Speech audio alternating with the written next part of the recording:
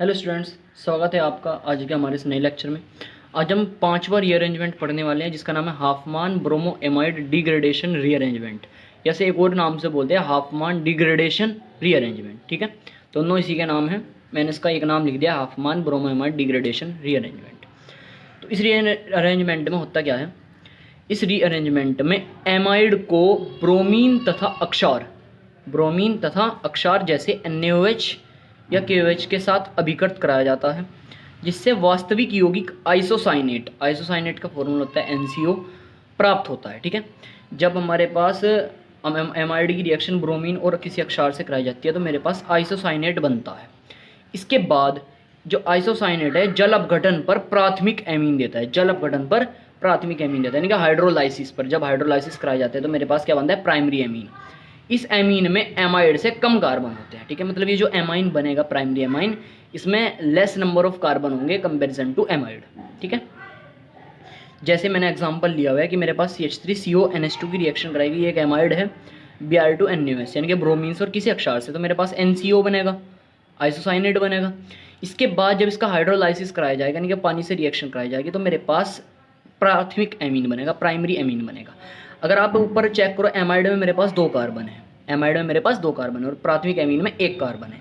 तो वो ये मैंने इस लाइन में ये लिखा हुआ है कि एमीन में एमाइड से कम कार्बन होते हैं। ठीक है, इतना समझ में आ गया होगा। अब इससे ये बना कैसे है तो इसकी क्रियाविधि देखते हैं। चलिए इसकी क्रियाविधि देखते हैं। तो इसकी क्रियाविधि कुछ स्टेप में कंप्लीट होगी, 4 से 5 स्टेप में। अब पहले स्टेप में क्या होता है मेरे पास कि जो अक्षार मैंने लिया होगा ब्रोमीन के साथ, जो अक्षार होगा वो रिएक्ट करता है मेरे पास।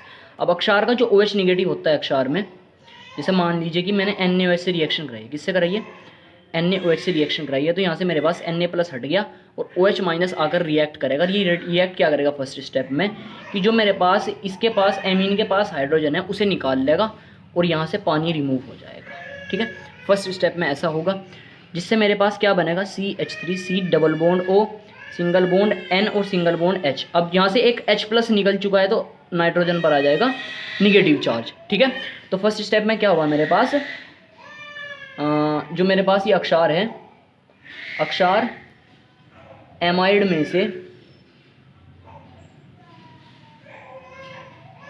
एक H+ निकाल लेता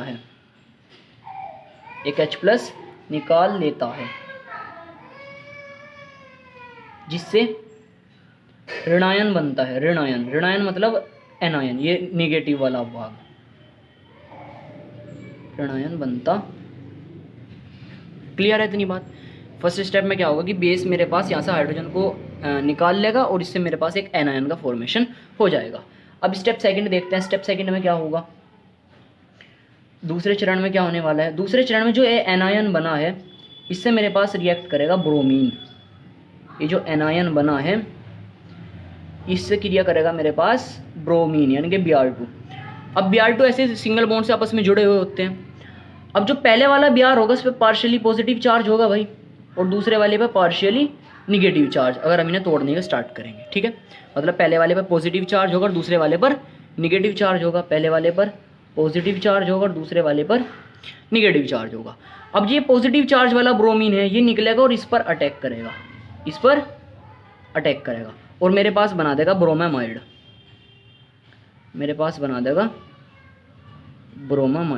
NHBr। अब पॉजिटिव वाले ने अटैक करा, निगेटिव वाले पर तो न्यूट्रल हो जाएगा। ठीक है, अब Br नेगेटिव मेरे पास निकल गया है यहाँ से अलग। अब ये ब्रोमाइड का फॉर्मेशन हुआ है, ये इसका नाम है ब्रोमामाइड। ठीक है, अब सेकंड स्टेप की थ्योरी क्या होगी कि मेरे पास ऋणायन ब्रोमीन से क्रिया करता है जिससे ब्रोमामाइड बनता है। ठीक है, इतनी थ्योरी आप लिख लेना। अब मैं स्टेप 3 लिख देता हूँ, तीसरा चरण लिख देता हूँ। अब तीसरे चरण में ये जो ब्रोमामाइड है इससे दोबारा मेरे पास अक्षार क्रिया करेगा। मतलब कैसे सर, तीसरा स्टेप थोड़ा समझने वाला, ध्यान से देखना। इसमें होगा क्या कि OH निगेटिव दोबारा से अटैक करेगा, इस वाले जो बचा हुआ H+ है, जितने बचे हुए H होंगे उन सबको ये यहाँ से निकाल लेगा, मतलब बचा हुआ H भी निकाल के H2 निकल जाएगा। अब दोबारा से मेरे पास फिर ऋणायन बन जाएगा, इस पर ऋणायन आ गया और सामने Br है। अब नेक्स्ट स्टेप है स्टेप 4। स्टेप 4 में मेरे पास क्या होने वाला है भैया जी, ध्यान से देखना। अब जो ऋणायन बना है, अभी खेल होने वाला है भाई, ध्यान से देखना। निगेटिव है इस पे और ये Br। अब इस वाले स्टेप में मेरे पास Br हट जाएगा, Br यहाँ से हट जाएगा, ठीक है। और ये हटेगा निगेटिव की फॉर्म में। किसकी फॉर्म में? निगेटिव की फॉर्म में। क्लियर है इतनी बात? अब जैसे ये यहाँ से निकलेगा Br तो इस पर प्लस चार्ज आएगा भाई, जब ये माइनस की तरह निकला है तो इस पर प्लस चार्ज आएगा, और प्लस माइनस मिलकर से क्या कर देंगे? न्यूट्रल। भाई यहाँ से जैसे ही Br माइनस निकलेगा उस पर प्लस आएगा और इस पर एक माइनस जो का होता है न्यूट्रल हो जाएगा।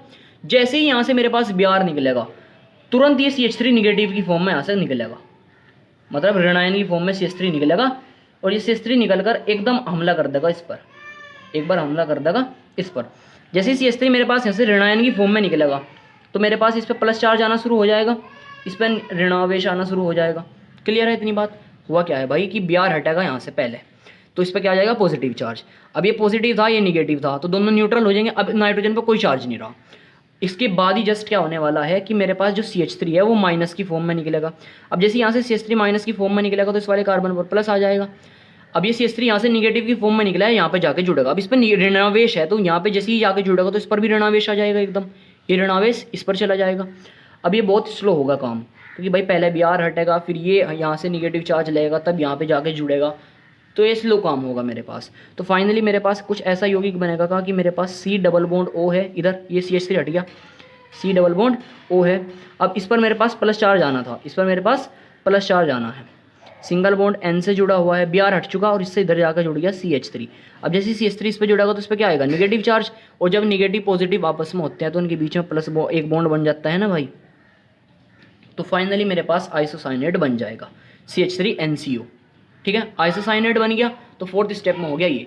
अब लास्ट एंड फाइनल स्टेप की हम बात करते हैं, 5th स्टेप की। स्टेप 5th में हाइड्रोलाइसिस हो जाएगा। जो आइसोसाइनेट बना है CH3NCO बना है, ये करेगा पानी से रिएक्शन। अब होगा क्या कि यहाँ से डबल बॉन्ड मेरे पास ब्रेक हो जाएगा, और जैसे ये डबल बॉन्ड ब्रेक होगा तो मेरे पास कार्बन पर 2 निगेटिव चार्ज आएंगे, और सॉरी नाइट्रोजन पर 2 निगेटिव चार्ज आएंगे और कार्बन पर 2 पॉजिटिव चार्ज आएंगे। अब जैसे ही मैं से यहाँ से ब्रेक करूँगा पानी को तो ऑक्सीजन पर 2 निगेटिव चार्ज होता है, हाइड्रोजन पर +1 चार्ज होता है। अब हाइड्रोजन पर 1 प्लस चार्ज है, 2 हाइड्रोजन है तो 2 प्लस चार्ज हो गई, और पॉजिटिव वाला निगेटिव के पास जाता है, ऋणावेश वाला धनावेश के पास जाता है। तो हाइड्रोजन किसके पास जाएंगे? यहाँ से एमीन के पास, और ऑक्सीजन किसके पास जाएगा? मेरे पास CO के पास। तो मेरे पास बन जाएगा प्राथमिक एमीन CH3NH2 और साथ में निकल जाएगी CO2। ये बन गया आपका प्राथमिक एमीन। क्लियर है इतनी बात? इस तरह से हम इसकी क्रियाविधि कर सकते हैं। उम्मीद है सभी के समझ में आ गया होगा, ठीक है। अब मैं इसमें थोड़ा सा एडवांस एक टॉपिक और आपको बता देता हूँ।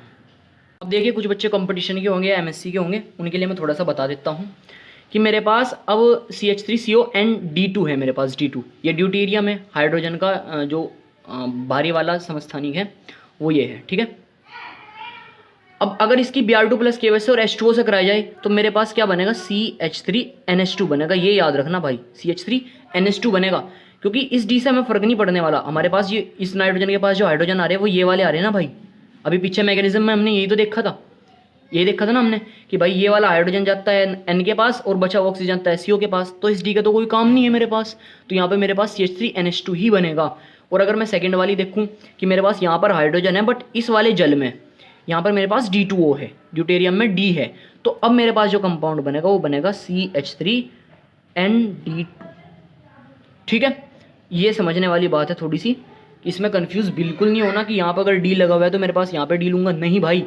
सेकंड वाले स्टेप में जो आपने लिया हुआ है, वाटर अगर ले रखा है H2O वाला तब हाइड्रोजन जाएगा, और यहाँ पर आपने D2O ले रखा है तब D2 जाएगा, ये याद रखना है, ठीक है।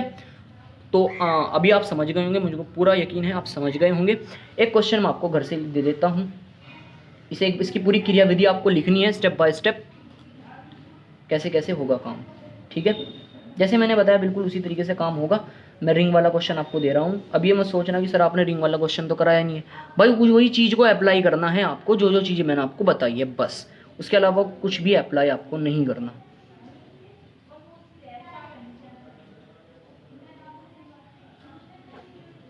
इसकी Br2 की वजह से करानी है पहले, उसके बाद इसकी जल से करानी है, हाइड्रोलाइसिस कराना है।